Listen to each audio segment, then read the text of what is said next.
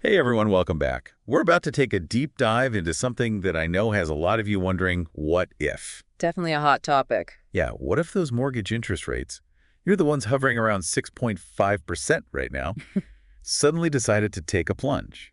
Like a free fall down to 5%. Okay. The possibilities. Exactly. We're going to explore just that.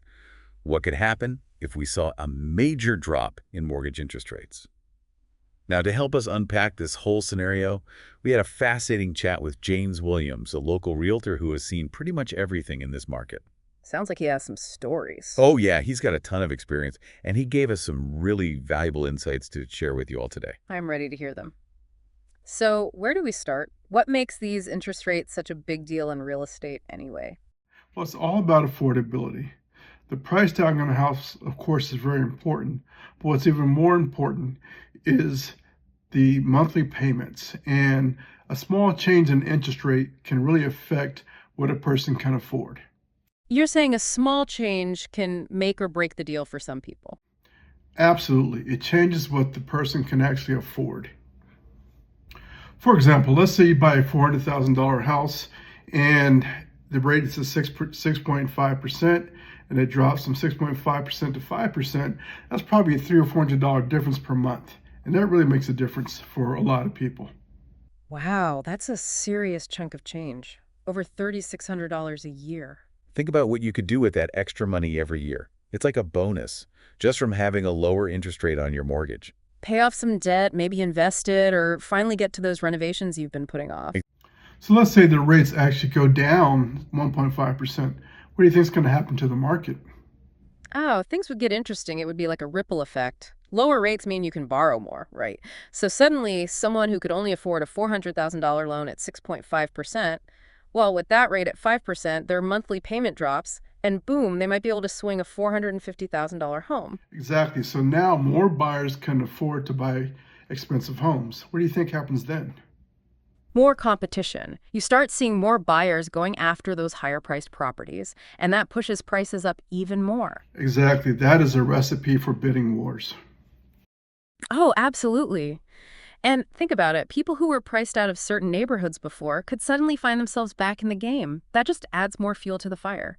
So if you're a seller and the rates start to dive, it puts you in a good position. You're catching on. Yeah. You could put your house on the market right away, maybe face a little less competition, or you could wait, knowing that those lower rates might bring in a flood of eager buyers ready to offer more. Decisions. So let's say you, our listener, are in this exact situation. You're ready to buy a home, but rates might be about to drop. Do you buy now at 6.5%, or do you hold out and hope for that sweet 5%? Ah, the age-old dilemma. Well, James, our realtor friend, laid out some good arguments for both sides. Buying now, yeah, you might pay a higher interest rate initially, but there's less competition, maybe snag a deal before prices skyrocket. And hey, you can always refinance later if rates do drop right. So now let's say you buy the house at today's price at this interest rate. You can always refinance. But when you refinance, you still have to pay your closing cost. You have to pay appraisal fees and some other fees that are associated with it. So, if you have a long-term view, it may make sense. But if you're only in there for about, 2 or 3 years, maybe not a good idea. So you have to run the numbers and make sure it works for your situation.